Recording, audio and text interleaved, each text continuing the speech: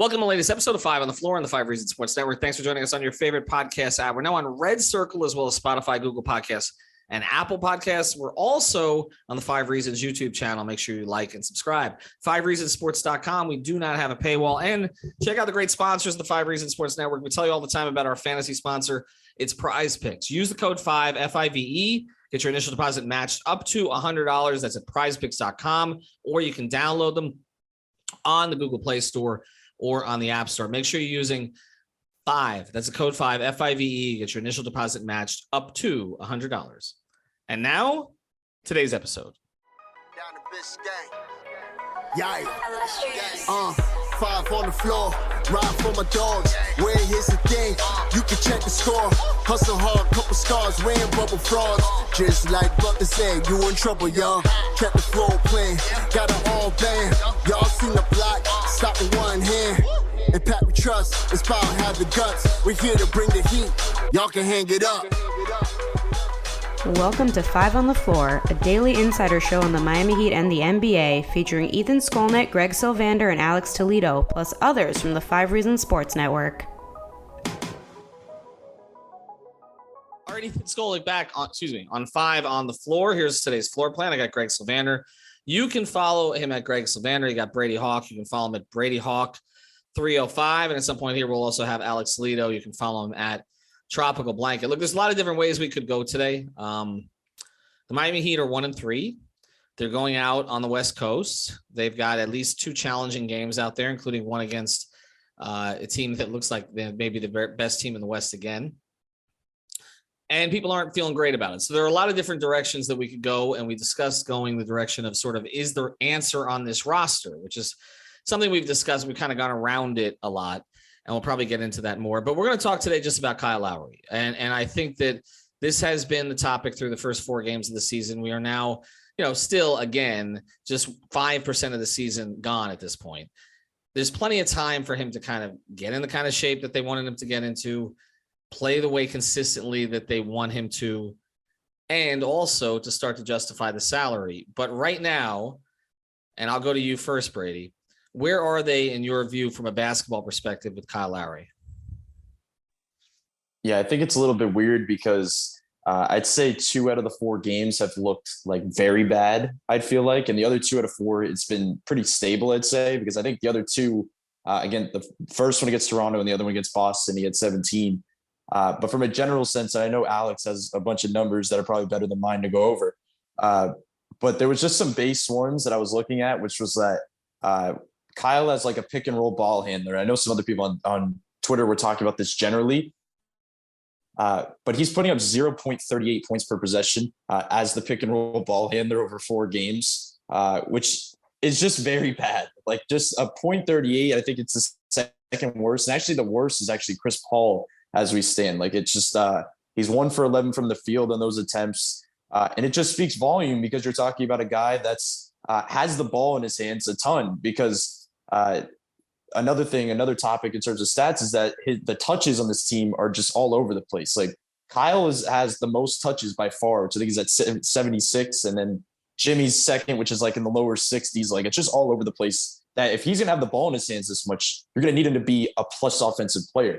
And then you obviously say, we talked about before, the pull-up stuff and the ability to score around the rim. But we also, I think, need to see a little bit more playmaking-wise in terms of better decision in transition and obviously setting up guys in different ways in the half court. But not to give away everything, but I'll say something just from recency bias and talking about this last game. It's funny to me because we constantly talk about the different actions they run. It's the hero band pick and roll and how great it looks. Like obviously late in games, hero can't turn the ball over 4 times in the fourth quarter, but generally that's probably one of their better actions. Their other better action is Kyle Lowry and Jimmy Butler screening for him, or the inverted version of that. Like that 2-man combo, Jimmy can get the switch on the smaller point guard and they can operate from there. My issue with kind of the way they've worked Kyle Lowry into this offense is that they basically say late in games, and this happened last season as well, we're going to run Kyle Lowry, Bam Adebayo pick and roll play after play after play late in games. Like it's not something you're going to a ton early in the game. So why are you feeding into this action late? And the reason I don't love the action is because you're basically asking when they go under the screen for 1, Kyle Lowry has to take that pull-up 3. 2, he has to be a plus kind of two on one player down low and a threat to score. And we haven't really seen that at this point. And 3, Bam Adebayo is going to have a lot more space in a hero pick and roll compared to a Lowry pick and roll. So I guess the only plus version is that you feel more comfortable with him settling your offense, I guess, late in games.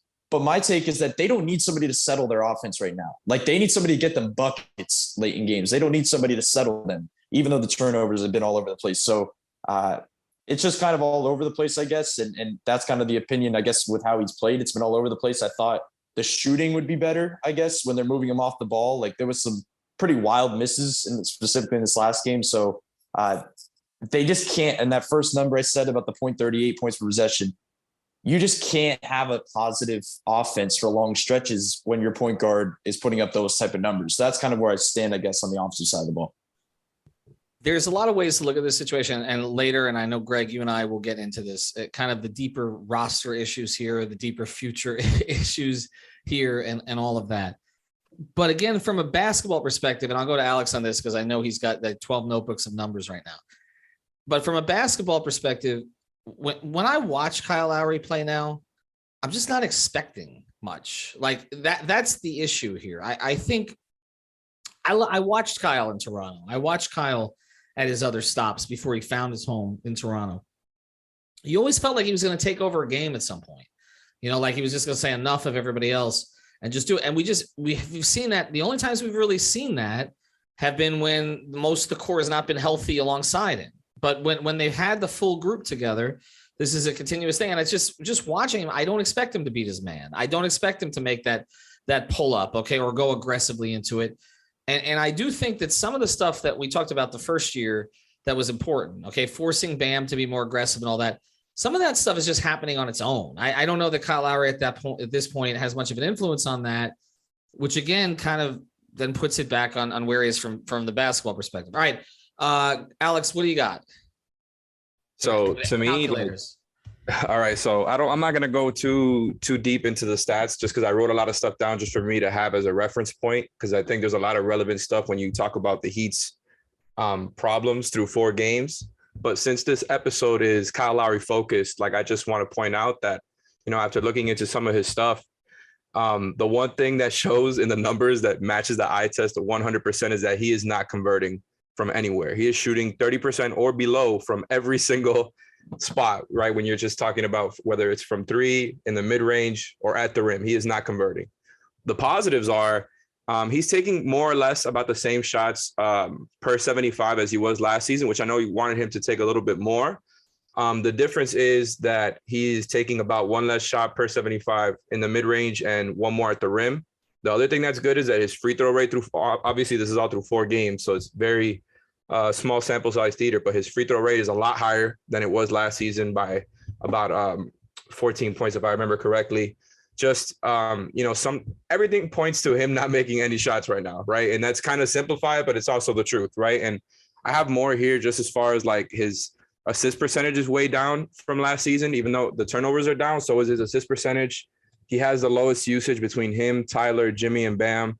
And so it's kind of confusing when you measure that up with him having the most touches. I think all of it, what it really points to is that with Tyler in the lineup, he's had to make some adjustments, right? We talked a lot about how Tyler was going to play more off ball in the starting lineup.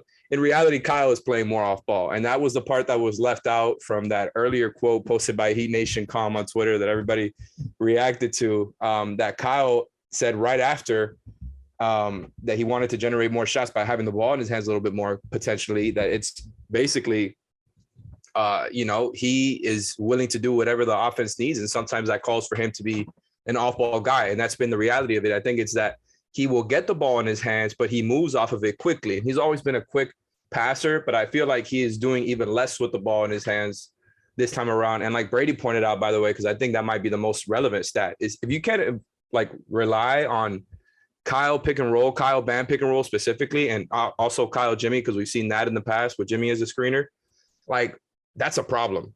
That's a problem because that was one of their most reliable forms of offense last season. So I wouldn't be surprised if that comes back up. I wouldn't be surprised when the shooting, if and when it does come back up.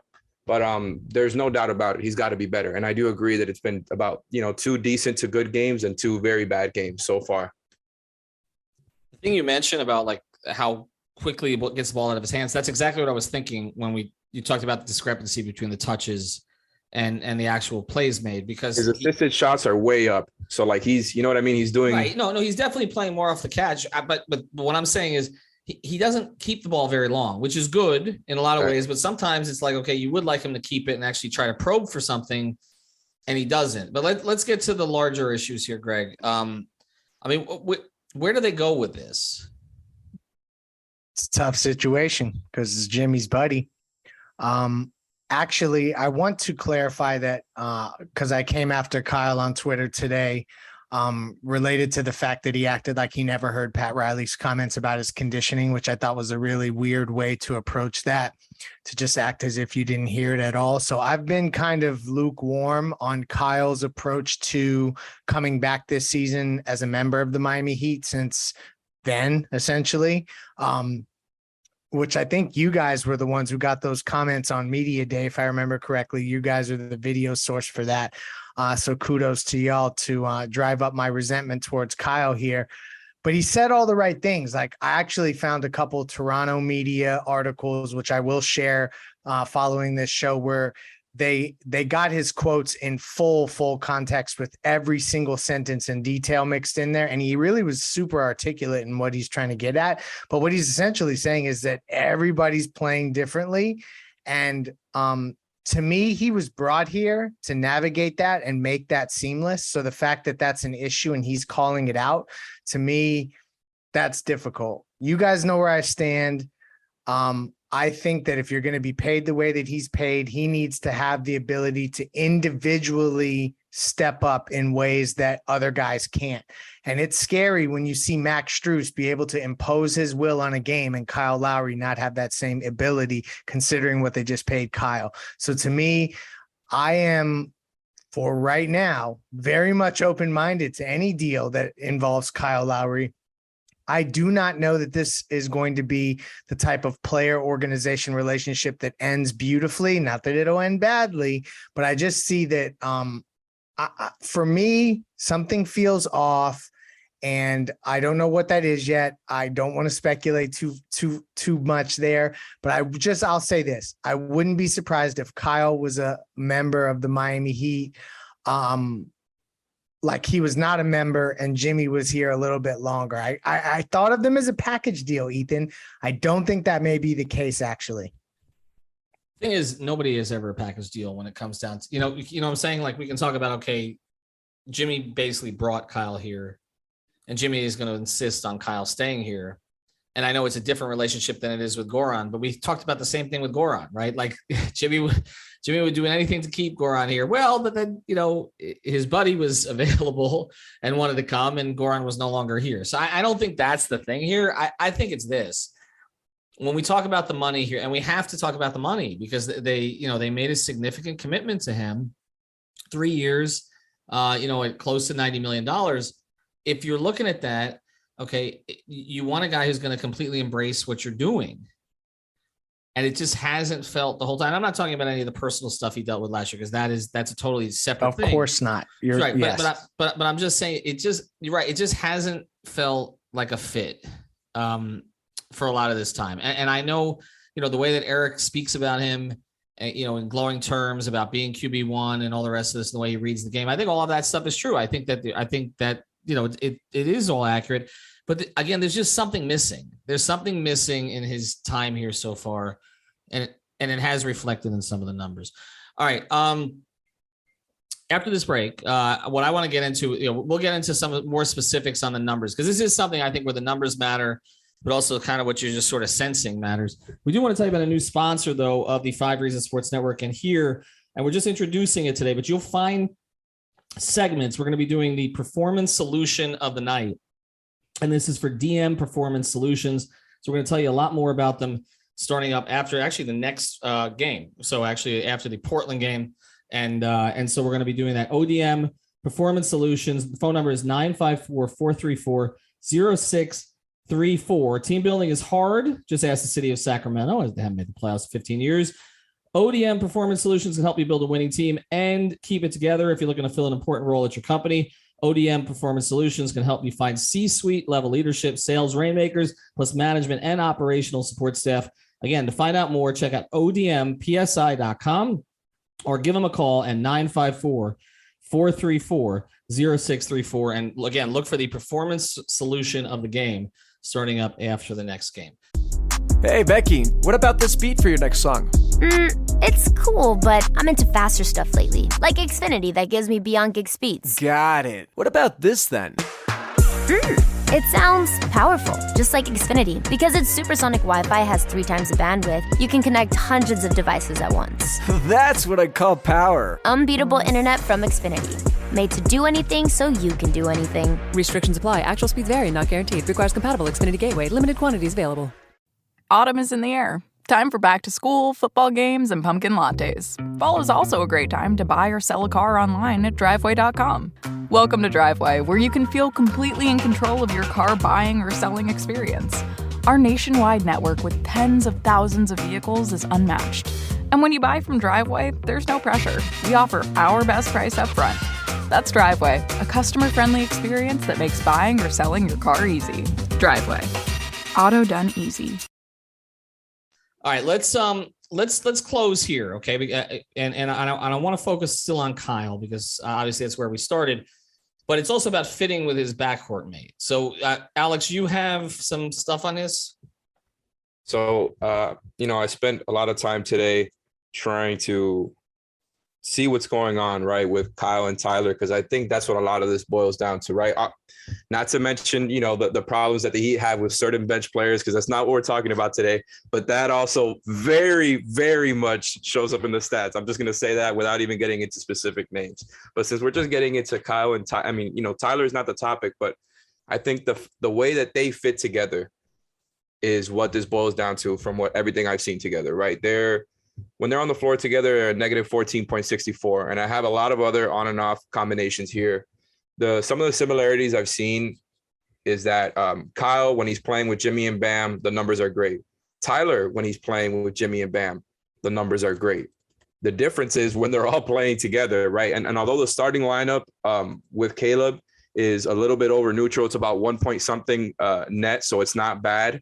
What I've noticed is that Tyler and Kyle together on the floor has not been the easiest adjustment. I think a lot of it, when you talk about the on and off data, has to do with how bad Kyle is shooting. Tyler also sneakily is shooting 33% from 3. Not that that's anything to worry about, but just that's some of the stuff that could be accounted for in these stats. The fact of the matter is, just from these 4 games so far, it's been a wonky fit. I think that was something that we expected to be a little bit of an easier fit. Yeah. And it's kind of been like both guys are good playmakers. Obviously, Kyle is the better passer, is the point guard. Tyler has more scoring gravity because he's obviously a much bigger scoring threat than Kyle is at this point. And both are good shooters. Like, you'd think that they will be able to play off of each other a little bit better. And I think naturally they know how to, but it just hasn't turned out the way they wanted to, because their offensive rating is just bottom 5 right now. No matter how you look at it, even if you adjust for defenses played, it just hasn't looked good. There's a lot of issues right now. Makes no sense. But everything boils down to Kyle and Tyler's fit together. I know I keep repeating that, but it's just, no matter how you switch up all the combinations, that's what you have. Like, Kyle has pretty good minutes without Tyler, and Tyler has good minutes without Kyle. It's tough. Well, and that's look, they know the numbers, and at some point, then you start to look to stagger them even more. But we are 4 games in. So let me go to Brady on this, and then I'm going to let Greg close. So who needs to sacrifice to make it work? Because if it's not working so far, and again, small sample size, but which of the 2 of them needs to give up more of their game that we've seen so far? I just feel like the answer to that is I'm not asking Tyler Hero to sacrifice anything. Like, the fact that they just gave him that extension, the fact that what we're seeing him do to start this season in terms of just growth year after year. Now he's making the leap in terms of rim pressure, and he's getting better defensively, and he's doing all these things.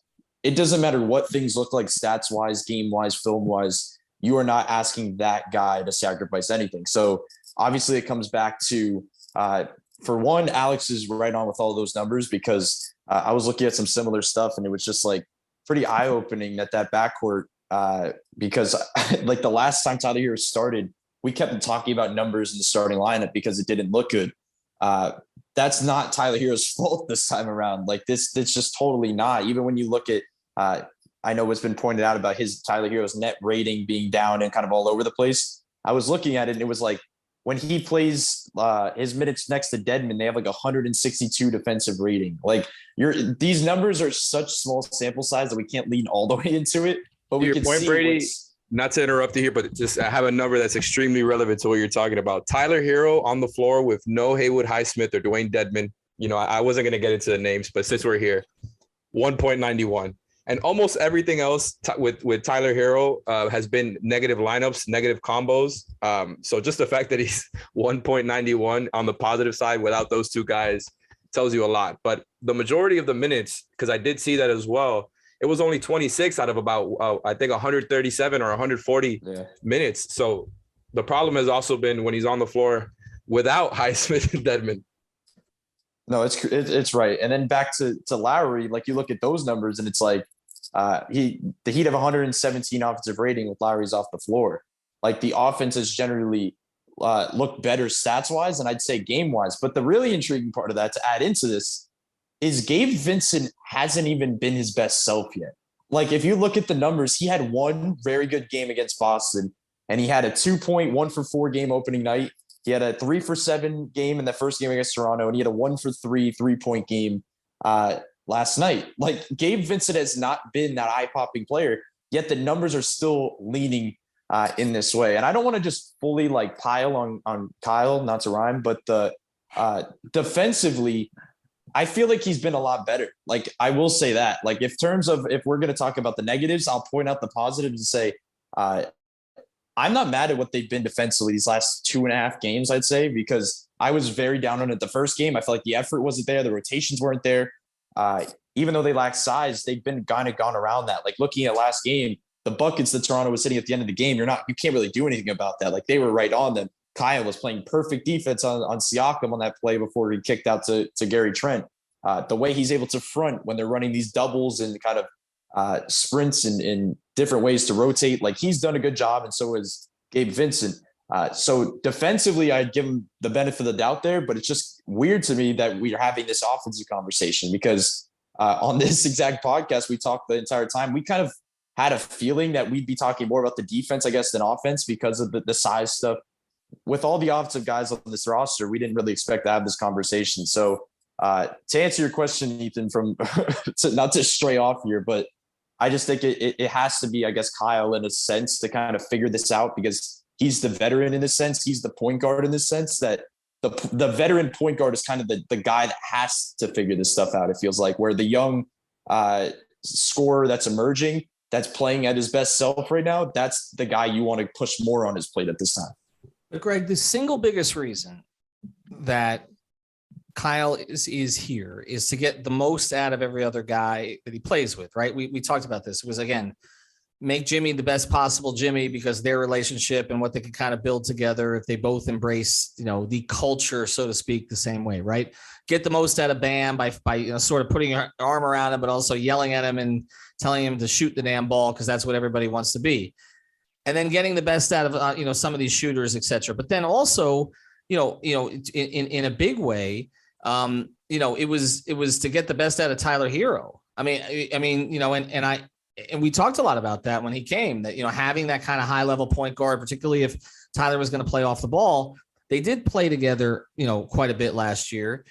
But if they're going to move forward as a backcourt, Greg, again, you just gave all the money to Tyler. So it's like, I just feel like everybody's on different timelines now. Okay. Because you've got kind of, Kyle has to be great now for them to win a title, but I don't think he's at that stage right now. Okay. But then again, and then the same thing with Tyler, that again, the fact that you brought in a guy who was close with Jimmy, which made sense at the time, may be the thing that impedes Tyler in some way to be able to help Jimmy contend. I know. That's such a weird conundrum to even think about. It makes my brain hurt. But you're right. Kyle came here to make everybody else better. And that's just something he can't run from. I think the fact that he were, for as elusive as he was in the Bahamas on media day and not wanting to answer questions, I find it highly curious that he so willingly led with the chin and said, guys are just trying to figure out their new roles. We have a new starting shooting guard in Tyler. Bam is trying to be more aggressive. I just feel like that's a little bit of deflecting, frankly. And I also think that there's onus on Eric Spoelstra too here to figure this out and get this right with these guys. But for the most part with Kyle, he has to make the Tyler Hero situation work out because they've committed to Tyler now. And all indications are in the first 4 games that, yeah, he has plenty to work on as any player his age would, but he is closing the gap between himself and all of those upper echelon guys. You can tell he's committed to getting himself right physically. His approach to the game has changed offensively. To me, he's much more aggressive. So I loved what I've seen there. So they have to do right by him. He plays well with Bam. So he's complimenting that other player who's a pillar. So to me, they have to figure that part of it out. And I think that this is the thing to watch. The Heat are in a situation where usually they're going to wait until right around the trade deadline before they make firm declarations on what they're going to do. I think you start out 1-3, you go on this road trip, you don't have a good road trip, you come back, you know who they play when they come back? Golden State. Yeah, that sounds like fun. Like this could get weird quickly. And just to that point, I feel like they're going to be able to assess the roster quickly. And I just hope that the Jimmy-Kyle relationship does not get in the way of them making the right move for the team, for Tyler and Bam, so that they can contend now, but also be good going forward. Well, that's why I thought that this early schedule was kind of a blessing in disguise, actually, even before the season started, because whether or not you were running it back, and I know that we've had dispute over that term and the way that we used it and the way the organization viewed it, in large degree, you were bringing back a lot of the same players. There was kind of a commitment to doing that and to waiting. But if you get through these first, like you mentioned, this could be 2-6. If you look at the schedule, this could be 2-6. I mean, this is not an easy West Coast swing.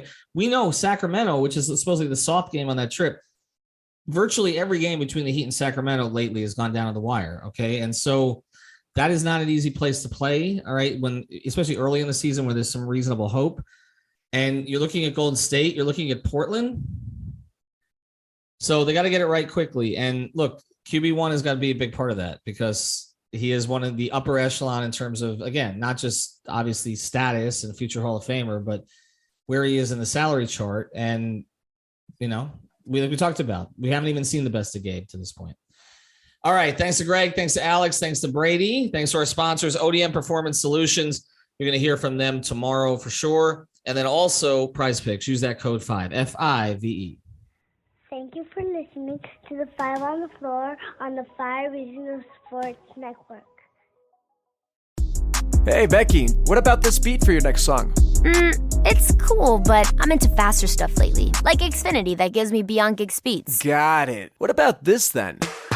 It sounds powerful, just like Xfinity. Because its supersonic Wi-Fi has 3 times the bandwidth, you can connect hundreds of devices at once. That's what I call power. Unbeatable internet from Xfinity. Made to do anything so you can do anything. Restrictions apply. Actual speeds vary, not guaranteed. Requires compatible Xfinity gateway. Limited quantities available. Hey, it's me, your Uncle Cooper. Sorry to interrupt your music. I do love music, especially when it's set at a reasonable volume. Music is really only as good as your speakers. The same is true for minivans. A minivan is only as good as the tires it sits on. And the button on the screen there, it agrees with me. If you click on it, it'll bring you to all the Cooper minivan tires that'll make your minivan a really good minivan.